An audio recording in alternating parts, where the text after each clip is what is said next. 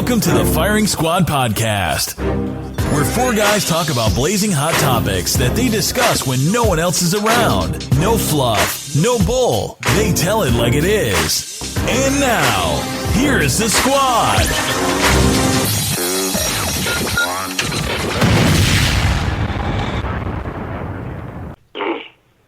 Yo, what's going on? It's another episode of Firing Squad Podcast once again. We got the regular crew today. We got a special episode talking about some healthcare and stuff. We got an awesome guest. But once again, we got Lance. Yo. We got Lyles. Yo. We got Creekmore. Yo. And we got Roper. So look. We back. Yep. And look, I'm going to cut to the chase. We're going to go ahead and introduce, kind of set this guest up and everything, because this is sure to be a solid pod. All right. He lives vicariously through himself. He once had an awkward moment just to see how it feels. His beard alone has had experiences more than a lesser man. Oh, hold on. Wrong paper. This thing is like 5 pages long. Hold on. I was on page 5. Hold on. Today's speaker is Anton Gunn, a former Southeastern Conference football player for the University of South Carolina. After doing battle against some of America's most elite college athletes in the most dominant football conference, Anton Gunn turned pro in something else. Rising from political obscurity, Anton Gunn became one of the most audacious and impactful young leaders in the history of South Carolina, described by Time magazine as a political novice. Anton used his battle-tested leadership skills to become the first African-American in history to be elected to the South Carolina House of Representatives from District 79. Anton used these same leadership skills to help Barack Obama battle through one of his toughest challenges as President of the United States of America, healthcare reform. After achieving the honor, privilege, and responsibility of leading at the highest level as a lawmaker and advisor to the President of the United States, it was in the healthcare industry where Anton's true gift of teaching professionals how to become influential leaders would have the greatest impact. Anton Gunn is the founder and CEO of Top Gun Leadership Academy and teaches battle-tested leadership skills to emerging and established leaders. His presentations inspire leaders to act with conviction and engage their teams at deeper levels, resulting in greater impact. So without further ado, also, Wow, man. hold on. Need a round of applause after that. Yes, sir. Man, you could tell that he is involved in government and politics. That speech, whoever wrote, that was a very, very well written intro. Shout out to Richland School District 2. That's right off the cuff, too. And you forgot to say he's definitely a Zeta Epsilon Nuke and a number 13. There's not many of us. Yep. It's an elite club. Yo. Father and hip-hop Right, aficionado. So Yep. well-rounded. All right, we got one little thing real quick.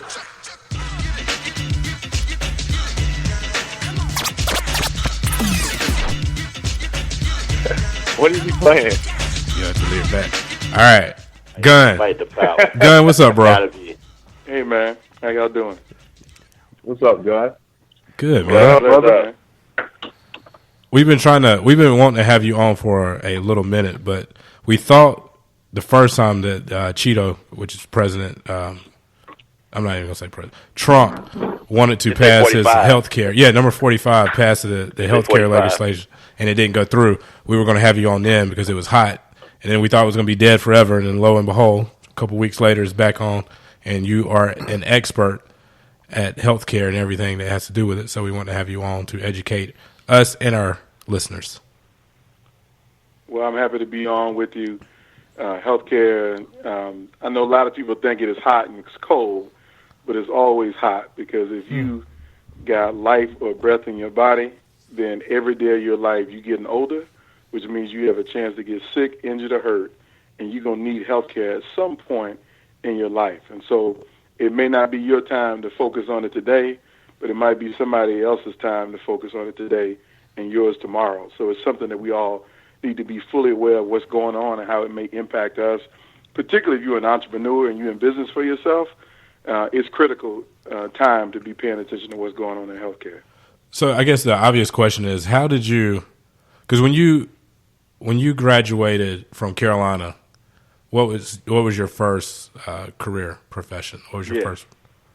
Yeah, so that's probably the most interesting way how I got into this work. I've been doing healthcare work for 20 plus years, man. And when I graduated Carolina in 1994, I had a bachelor's degree in history. So I was a history major at USC, and my goal was to be a high school history teacher and coach girls basketball. That's what I wanted to do. And long story short,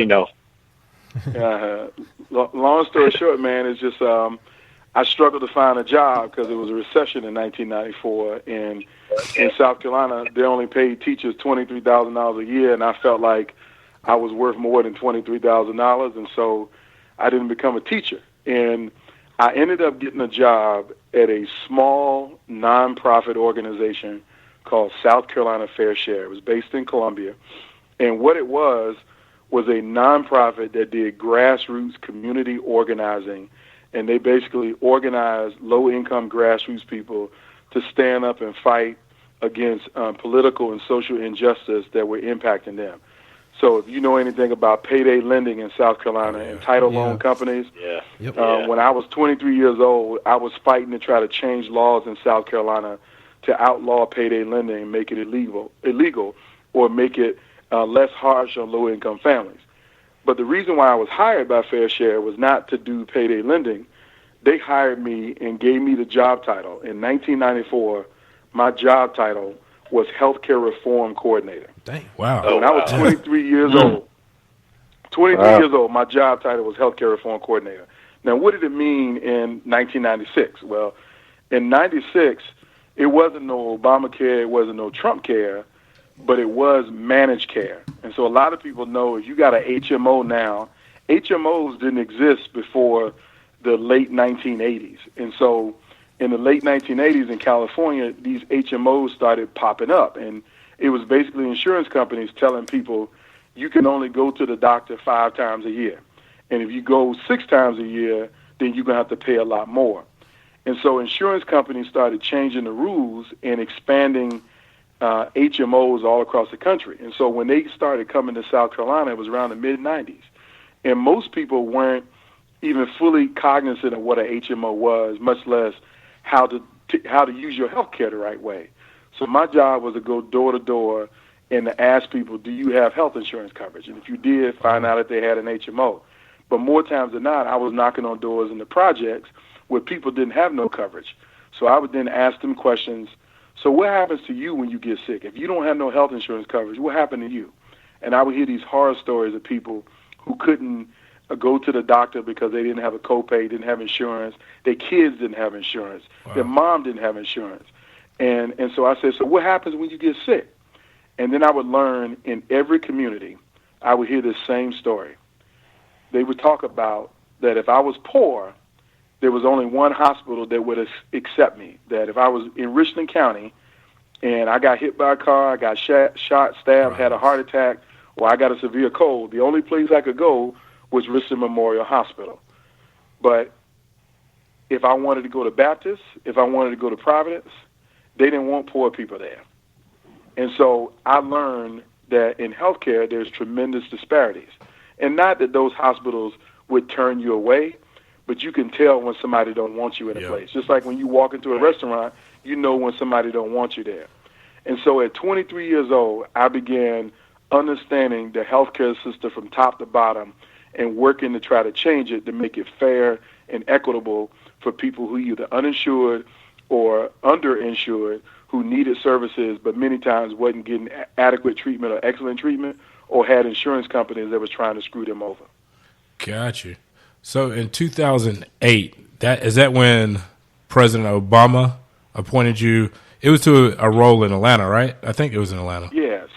Yeah, so the short story is that before even working for Barack Obama in his administration, I was in the state legislature, and I got elected in November 2008. So the same day Barack Obama got elected president, I got elected to the legislature. Now, when I was in the legislature, I was on the Medical Affairs Committee. I mean, I was on the committee to determine who got licenses in South Carolina, doctors, nursing homes, scope of practice, which is determine who gets to do what kind of services in healthcare. So I was learning healthcare from a regulatory standpoint and really making decisions around who did what. And I served on a White House task force of healthcare reform where I went to D.C., I met with the administration, met with members of Congress, as they were thinking about putting the Affordable Care Act together. And so I actually provided some advice and some framework for the actual creation of the Affordable Care Act. And Congressman Jim Clyburn would tell you that before he voted for the Affordable Care Act, before he put his touches on the law, he called and sought my advice around what would make sense for people in South Carolina to have good quality coverage that met their needs and fit in their budget. And I kind of told him basically my 20 years of experience of what was going on. And so once the ACA passed in the law, the Obama administration knew they needed some people who could help them to implement it. And so I got appointed to be the regional director at the U.S. Department of Health and Human Services in Atlanta. And so I was responsible for the 8 states in the Southeast. So I had the whole SEC, but Louisiana and Arkansas, and they threw in North Carolina in there too as well. So I was in the whole Southeast talking to people around healthcare reform and helping to make sure it implemented. And what you need to remember, these same 8 states are the states that couldn't stand Barack Obama. They didn't vote for him. The governor didn't want him. They resisted everything that he wanted. So I went from doing battle in football in the SEC to doing battle in healthcare politics in the SEC. How do you? I got a question. Go back to something that you just mentioned. Being chosen for the task force. How does that happen? Do they say we're going to form a task force and you can apply for it, or do they just pick people? And how do you pool candidates for it? Because we hear about that different stuff. Government supporting special task force for different things or whatever. Yeah. So it's 2 things really, or actually really 3 ways. Number one, your work speaks for yourself sometimes, and so. We was watching The Wire. You know how Marlowe's name rings out on the corners in Baltimore. Yep. When it came to healthcare advocacy, my name rang out all over the country. And I won a national. I'm serious, man. I won a national award in 2007, Healthcare Consumer Advocate of the Year. And so that's where I actually first met Barack Obama for the first time. Is that I was at a national conference getting a national award, and they asked him to be the keynote speaker as a U.S. Senator. And so after he gave his speech, he and I met in a hallway between the ballroom and the kitchen of this restaurant. And we had like a 3-minute conversation, and he asked me to ride with him in his car back to the Senate. And that 20 minutes in that car riding back to the Senate changed my life. And so, sometimes it's because your name ring out. Other times it's because other people who they know, they may call and say, hey, who should we have on this task force? And then somebody calls your name because they know your work, then you'll get there. The third way you get on a task force is you connected to somebody. So some people literally would put their brother-in-law who they know works at a hospital on a task force. Or you might put your uncle who is the chairman of an insurance commission, you'll put him on a task force. And so I just happen to be one who name rang out and who had been in the streets for basically a decade when I got this opportunity. It's a question, real quick, because I know everybody wants to jump in. But do they ever put like a real person who is suffering from like an illness or a sickness on the task force to get that perspective? Like, so they do a lot of that. I mean, I'm gonna be honest with you, man. I think this is the most understated thing about President Obama is that every day that he was president, he would read 10 letters a day from average Americans around the challenges that they were facing. And many times we would bring those people to D.C. for a face-to-face meeting with the president to understand what they were going through. When I worked for HHS and Secretary Sebelius, we literally would do living room roundtables in people's houses that we would, find a person who would write a letter to the president, and the president would say, I want y'all to go to that person's house and hear their story. And so we would literally fly to that city, tell that person in advance we'd like to come and have a kitchen table conversation about healthcare.